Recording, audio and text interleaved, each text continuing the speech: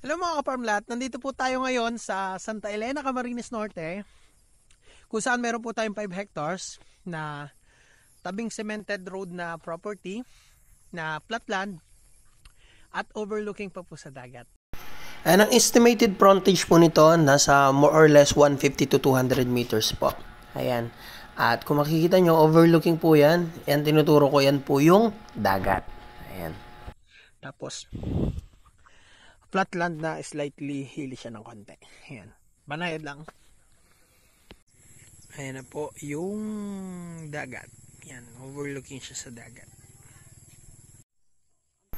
Ang price nito mga ka-farmlat ay 2.5 million or 50 pesos per square meter po. Ayan po yung ating mga seller mga ka-farmlat. Ayan.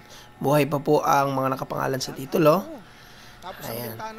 So, may isa pong patay kasi 4 yung nakapangalan sa titulo, magkakapatid. Andyan po lahat kasama natin. Isa lang po yung patay, yung nanay po nila. Kasi yung nanay nila, nakapangalan din dun sa title. So, wala naman pong problema na tayo dyan kasi mayroon na po silang death certificate. Yan ang gagawin na lang natin dyan, extrajudicial with sales para isang pasahan po sa BIR. Ayan, dahil bagong ulan, yan medyo basa po ang daan. So, ito po, maganda yung lupa, flat na medyo banayad na hili. And ito pong nilalakaran natin, ito yung dating kalsada, papasok sa property. Pero hindi na po yan, nabago na yung kalsada eh. Pero, sa makakabili, pwede nyo pa rin na, bukod sa may kalsada na kayo, pwede nyo pa rin padaanan ulit ng kalsada kasi may bagong project na binubuksan. Hindi lang po ganun karami ang tanim nito dahil naging pasture land po ito ng baka. Ayan. Then, may mga tanim pong pailan-ilan nyog. Siguro, hindi ako sure.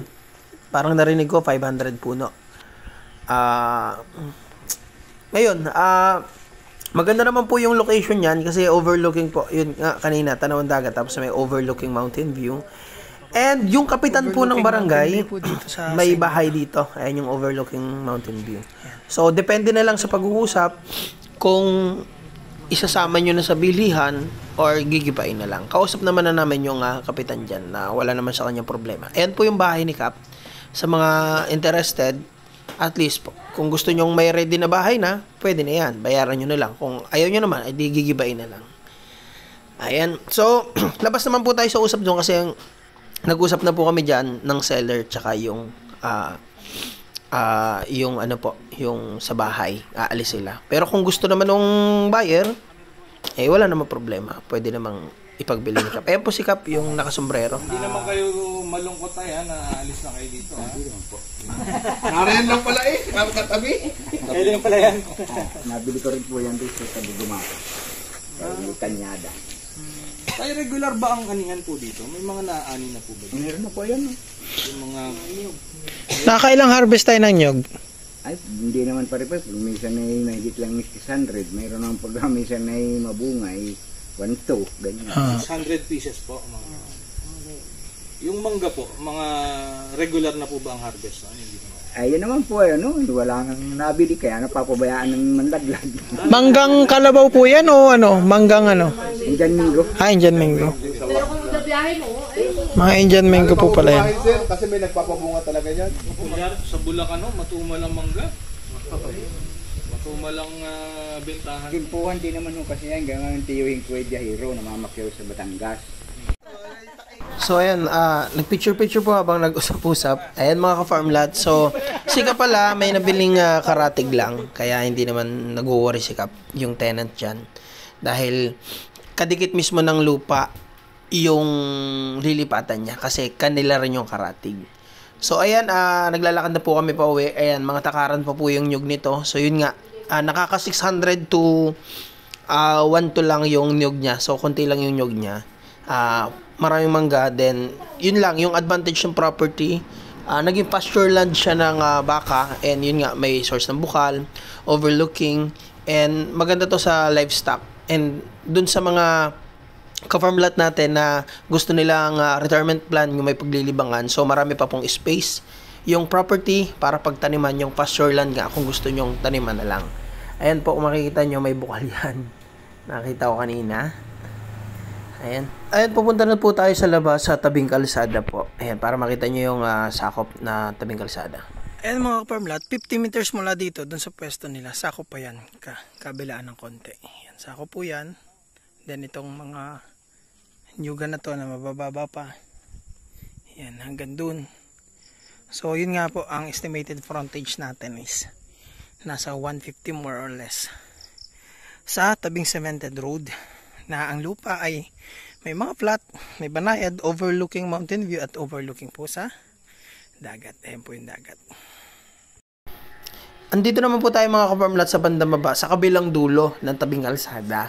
Kanina kasi nandun tayo sa ahon. Ayan, makikita nyo yung pinanggalingan natin dyan. Yun, sa may semento na yun, sa unahan. So yung left side, yun po yung sakop na property, tapos may nasakop dito ng konti. Konti lang naman sa kabila.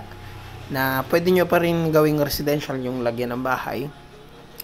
So, yan, ang kagandahan, kalsada tapos pantayin yung property, hindi bangin. Kaya, may papasukan ka ng sasakyan, pwede mo lagyan ng bahay yung tabing kalsada. And, ang good thing dyan, kung gusto nyo pang madagdagan nga yung kalsada, may proposed project si Kapitan na dyan padaanin yung isang kalsada. Pero, kung ayaw nyo naman, pwede namang hindi. Kung gusto nyo naman, pwede rin namang magkaroon ulit ng panibagong kalsada na tatago sa kabilang barangay. So, yung portion na yan yung pwedeng magandang lagay ng bahay. Pero kasi may overlooking part yan. Pero, pwede na rin naman dun sa dating bahay. At least may privacy kayo. Kung gusto nyo ng privacy, yung tahimik, huwag kayo sa tabing kalsada. Doon kayo sa bandang, sa may pinagbahayan ni Cap. Ayan. So, ayan, yung sa may mga tao na yun. Tapos, yun mula doon sakop. Tapos, doon sa pangat. So, napakaganda mga ka-farm lot ng property nito. Sa kasalukuyan po. Ayun nga mga ka-farm lot, sayang may buyer na sana tayo nito. Ito po yung kasama natin. That's why nakarating tayo dito. Kasama natin si Bestland. Ayan.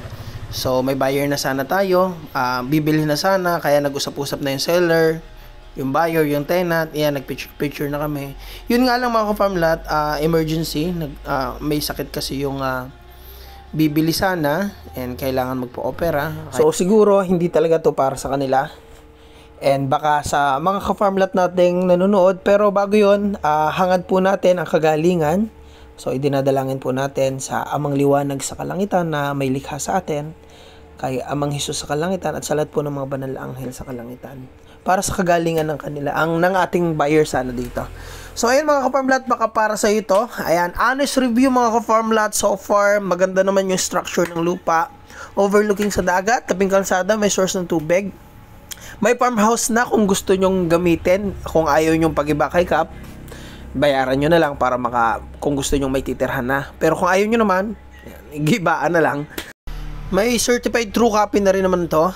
Ayan. So, ayan mga ka-farm lot, ipapakita ko po sa inyo yung by Google Earth po para ma-idea po kayo sa location. Mga more or less 5 to 6 hours drive po ito from Manila mga ka-farm lot. Ayan, bungad lang naman ng Bicol yan, hindi kayo masyadong luloob ng Bicol. Kaya dumako naman po tayo sa Google Earth para magkaroon po kayo ng idea mga ka-farm lot kung saan siya nakalocate. So, ayan mga ka-farm lot, nandito na po tayo sa Google Earth. Ito po ang bayan ng Santa Elena. Ayan. Para may idea po kayo,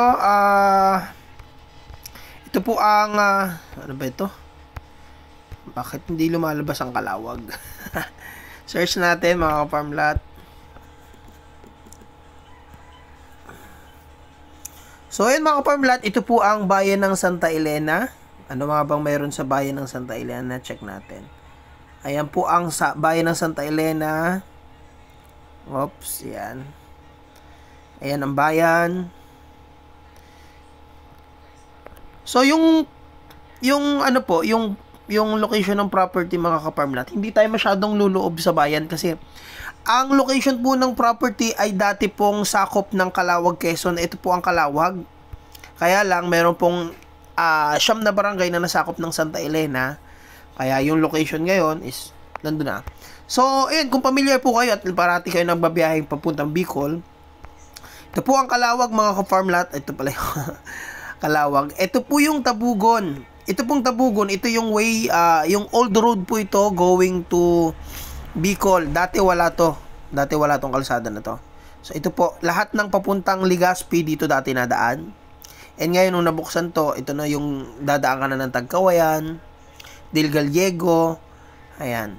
So, ayan mga ka-farm lot, ito yung Tabugon. Ayan. Mula po dyan, ayan, didiretso ka lang mga 2 to 3 kilometers. Pagdating dyan, meron pong barangay road na paahon. So, ito po yung banda. Ayan, yung paahon na yan. So, medyo, dahil hindi tayo taga Santa Elena, hindi tayo masyadong familiar sa map. Pero, sa tansya ko mga ka-farm lot, yung property mga nandito banda. Ayan, tabing kalsada yun, nandito siya banda. Ayan, at least may idea po kayo. Yan, nandyan po siya banda. Bungad lang naman. So, hindi ka na masyadong luloob ng Santa Elena. So, mas malapit-lapit siya kaysa sa Tagkawayan.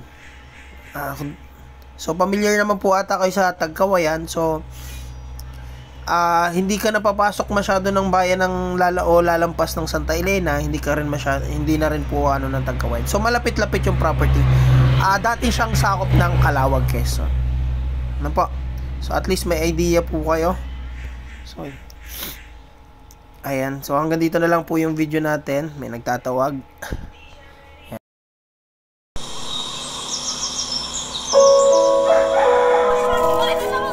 Ang sarap mamuhay sa probinsya. Sariwang hangin at ang sarap sa tenga ng tawa ng mga bata. Ang sarap dito tumanda.